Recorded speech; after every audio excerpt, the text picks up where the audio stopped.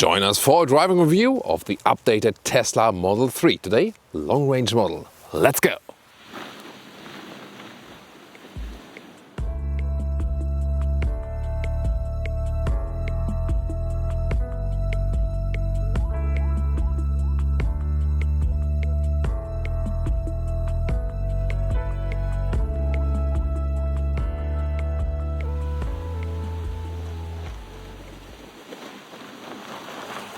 Here in the front we have the typical round face of the Tesla Model 3, a little bit Porsche-alike, but a very consistent and clean design. Headlamps LED, not too much playing around today in the nice red color. The length is at 4.70 m, 15'4" or 185 inches, and wheels come from 18 to 20 inch. These are here the ones in between, the 19-inch wheels. 18 would be the standard. Also in the aerodynamic style, I recommend these for the best comfort. 19-inch, somewhat a compromise between comfort and look. 20-inch exclusive for the performance model, but then of course with the least comfort. Only has a standard suspension, not adaptive is available. Here with the facelift, all the accentuations are now in black, or like in a satin black or something. Here, for example, the cover for the camera and also the frames here around the window. This makes a sportier style, and they are also, by the way, in matte black then. And here, especially the door handles, this is quite significant. And this, to me, it looks sportier, maybe also looks a little bit more premium, so overall, I like it. Doesn't the red vehicle color look great as a contrast to the white snow? Yeah. Just realized it once again. Here also a very clean redesign, integrated spoiler lid somewhat, and also a very stringent or consistent design here in the lower area. Top speed, by the way, depending on the model you pick, between 140 and 160 miles per hour, so 225 to 260 kilometers an hour. 3 different models available right now. Standard Range Plus with 58 kilowatt-hour battery, and then the dual motor. So the all-wheel drive models, either the long-range model we have here today with 75 kilowatt-hour battery in the same battery size for the performance model, just a little bit quicker then, and the acceleration figure, just that you can very easily remember them, no matter if 2 miles per hour or kilometers per hour. The standard range model, 5 seconds something.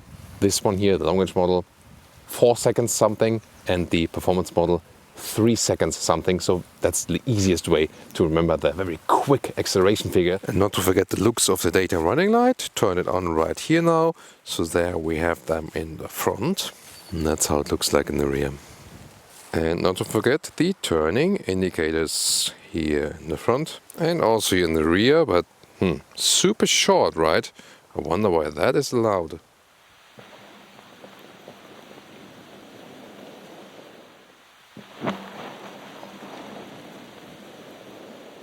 And the charging port on the driver's side, in the rear, this AC charging maximum 11 kilowatt and DC charging and supercharger maximum 250 kilowatt. However, you can see that the realistic or the concise charging figure then varies. Here at the moment we are at 130 kilowatt. That is then almost 1000 kilometers per hour. So it's still quite quick, but considering we recently had with a Porsche Taycan at 240 kilowatt, so of course less here, although it's a modern supercharger, but there are also other vehicles here around, so it also depends on that.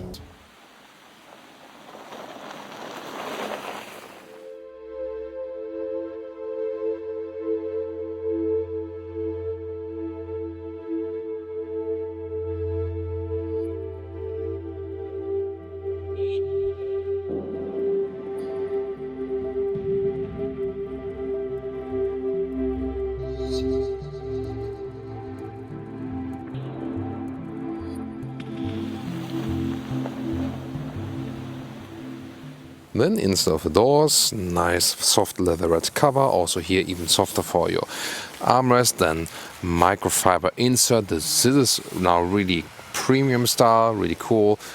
Black Model 3 entry badge. Then the clean interior, today the black interior. There's also a white one available, I would prefer. Yeah, maybe this one here is easier to clean and so on, but the white one just looks so cool. But here also well done, again clean design. This is all from high grade leatherette. really soft and plush, and you wouldn't feel a difference to the animal skin surfaces quality-wise. It's just here, the whole car is really vegan. That's really, really cool. Also the steering wheel for Model 3 and Model Y, that's standard. So finally someone who is really consistent. All Model 3 come with an animal-free interior. And getting inside, most important shoe tab here in winter times, of course. It's actually a nice and standard seating position. I think the seats could be a little bit wider and taller for tall people, but overall still quite okay. The steering wheel can be moved up and down, in and out. I'll soon show you that. And then here headroom with 1.86 or 6'1". Plenty of space available because there's this fixed panoramic glass roof. Just the sides gets a little bit more narrow, but height-wise, even with tall people, no problem whatsoever. Interior overview, of course. Everything so clean and so calm. That was really cool. Matte wood insert right here. I love that. This being the black styling right here. And yes, you know, when the speed appears in the top left corner, it's not too good to see. Then with the screen here, I would wish I had a head-up display that would solve the issue. But to have everything cleaned up like this also makes you calmer while driving. 15-inch screen here. Everything is running over that. I can soon show you more to that. Directly here, by the way, so here you can change some driving modes and so on. You also have a quick control right here, like the adjustments, and then we have the steering wheel. You can control here the left thumb and here for in and out and so on. So, I mean, why not doing that way? And you can also save your setting then for your user profile. By the way, here, these buttons here are now metal knurled in this facelift, so that is not plastic like before, so this feels more high class, more premium. Other changes here with the facelift is this middle console. So in the front, we have now 2 inductive charging ports for your smartphone, so that's quite helpful. And then there's also this micro suite, so microfiber, makes a good premium impression. And where we had some piano lacquer before all over the place, collecting fingerprints, not looking that premium, it's now like a matte silver finish. So you hear it also, and then some leather red covering right there. You remember everything is animal free in this vehicle. And to open the voice command, by the way, pretty simple. Here just press the right button with your right thumb, and then the voice control opens. And then to the big screen, you have the map right here, and look how responsive and fast that is. That looks like real time. You can also switch it to the satellite view. Always depends a little bit on how much service you have, but still that's actually quite cool. Although this is here an area at the moment without much self-service. And another facelift update here, the sun visor is held magnetically right here. So why not? And also here, by the way, this has been before, when you put down the mirror light, and then it's also here magnetically, so really nice. This already feels premium now. And another small update here at the inside of the doors, where you press them, push to open. This now has this symbol that you can easier find where that button is, also when it's a little bit darker. And getting in the rear is also a nice quality here with soft touch at the inside of the doors, also in the rear. Frameless doors here as well. And you know, to be able to sit a little bit better here, you would need to raise the seat a little bit up. Then I could also fit my feet a little bit better under it. Gets quite close here with my legs. It does fit for 4 tall adults, yes, but again, seat a little bit forward and upward would be better. However, you see here the rear bench is really low, so the angle of my legs here is not ideal. Now to the trunk area, and news here with the facelift, there's an electric motor, so electric tailgate. It doesn't feel or hear most convincing, to be honest, but it's a nice addition nevertheless. The length here is 1.10 meters. That's already quite substantial, and the width is here a little bit less than a meter right here, and of course a little bit more right here, 1.20 meters. But the cool thing is you have this additional storage, and ta-da! Secret, you can really hide a full cabin trolley underneath. And this is in here the new tailgate button right there. Makes a sound, and then it closes like this. And the front, open it from the inside or with your smartphone, for example, and then you have some storage for your charging cables here too. Welcome to Thomas's freezing driving lounge today with the Tesla Model 3 in the facelift version, long-range model. And of course, the first thing we have to talk about is the new heat pump, especially here in winter times. And actually, what does it do? It reduces the range losses. So you don't get overall more or higher range, but in winter times, especially when it's like really freezing cold, at the moment -9 degrees Celsius, so way below freezing point, then the consumption is not as bad as it would be usually. And we can see this spike here, in the energy meter. And this was, the car was standing still in the basement garage for a couple of days. It was freezing cold. And the startup, battery, needs to get to the proper temperature, cabin temperature, heating. And that's the thing, with the heat pump, the heating does not take as much energy as it would do without, actually. So, and this is like the worst case. But you see, just after a couple of minutes, it kind of normalizes itself, and then it's actually okay, and it would have been way worse than without the heat pump. And we had this very vehicle before the facelift, so now a little bit more efficient, yes, but in general, but then especially the heat pump here with the winter times.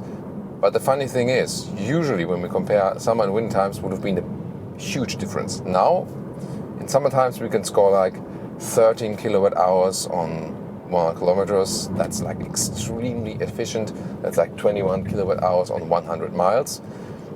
And here now in winter times, I did on the motorway, like 100, 120 kilometers an hour, like 60, 70 miles an hour, in really freezing temperatures, some 17 kilowatt hours on 100 kilometers. So that's like 27 kilowatt hours on 100 miles.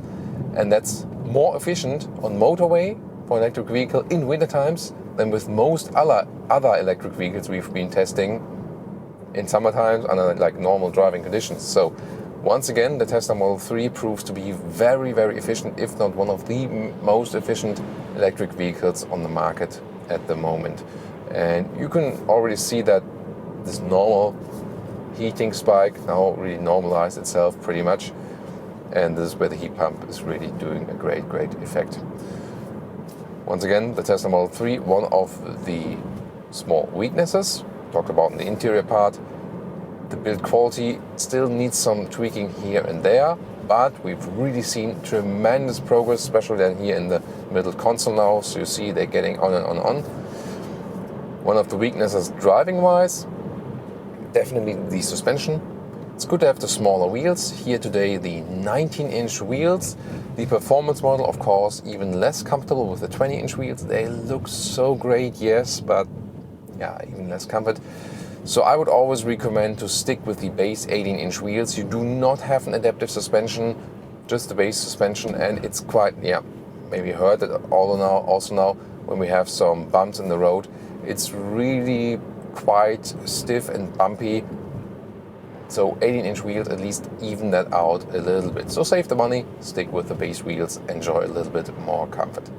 It's not that the suspension is super, super bad or something, but if you compare other vehicles at that price, not talking necessarily about electric vehicles, but in general, competitors at this price point, they do a better job suspension-wise. So steering, pretty direct, precise. I think, it feels better now. So in one of the early test rides, it felt really artificial. Meanwhile, I have the impression that I have a little bit more feeling in it and it feels more connected. You can, of course, always change it around just a little bit. So here, that's, by the way, like one thing, doing these things while driving and not with the voice input is, of course, not recommended at all. Here now, really bumpy with that suspension. That is one of the drawbacks then. Here, I can change the steering mode, for example, here to comfort. Then it's rather loose, very soft. So, yeah, that feels unconnected with the vehicle, I think. So rather go with the standard mode. In sport mode, it will get a little bit stronger. Let's go to the standard acceleration mode. And luckily here, motorway is also properly cleaned, so we can also accelerate it out. And you see the speed right here, and you can see, like, once again, I mean, this is like power-wise like a C43 or like a BMW M340i. So now from 30 kilometers an hour, we accelerate it out. Let's go.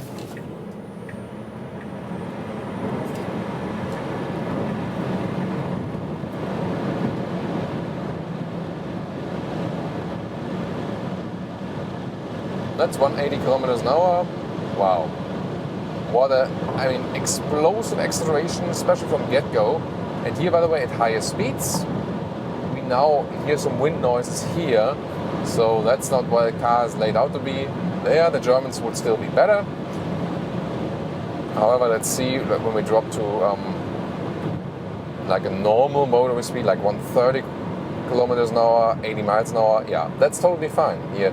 And that's, you know, they are building the cars for that. They're not building the cars like BMW to be silent at 200 kilometers an hour.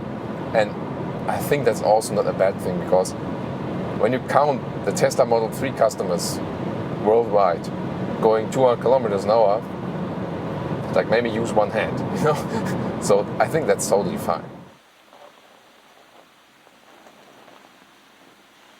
And now to our conclusion for the day with the Tesla Model 3. In the EV market, surely still among the best mid-size sedans to pick. Why? First of all, because it is so efficient from the electric drivetrain, and the software is really great. Always up to speed, so many things you can do, and really good voice input. With the new heat pump, also the range losses in winter times are definitely reduced. It will still make a massive difference if you drive an electric vehicle in summer or winter times. That's for sure. But considering we had really freezing temperatures, the new heat pump really did a very good job. Then exterior-wise, with these new black accentuations, I think it makes a more premium and sporty character, and especially like that we have less piano lacquer on the interior, more matte surfaces, micro-suede for the inductive charging box and so on. So once again, they stepped up the game. There are still here some tweaks here and there they could do, but we see it is happening. They're improving the model bit by bit by bit, and so far really, you know, on a very, very good track. The seats, I think still, for tall people, they could be a little bit larger and offer a little bit more comfort, but it's not that they would be uncomfortable at all or something. So, I think a very good job here with the Tesla Model 3, a very likable car. More and more people have been going for this one in the EV market. And if you go for the new Standard Range Plus model, you can already get a decent range, but at a lower price. Here the long range model, of course, for the best range possibilities. And you can, as I said earlier, score these maximum range figures like 550 kilometers, 450 miles, maybe even a little bit more in summer times if you drive steady and so on, or maybe in city. But here still in winter times, we can also go for like 450 kilometers or 350 miles with the help of this new heat pump. So, thank you so much for tuning in today. Leave us your comments to the Tesla Model 3. Also tune into our summer review. Check out Tesla Model S, Tesla Model X review, the Polestar 2, the competitor, for example. See you there, or see you at our very next Tesla review.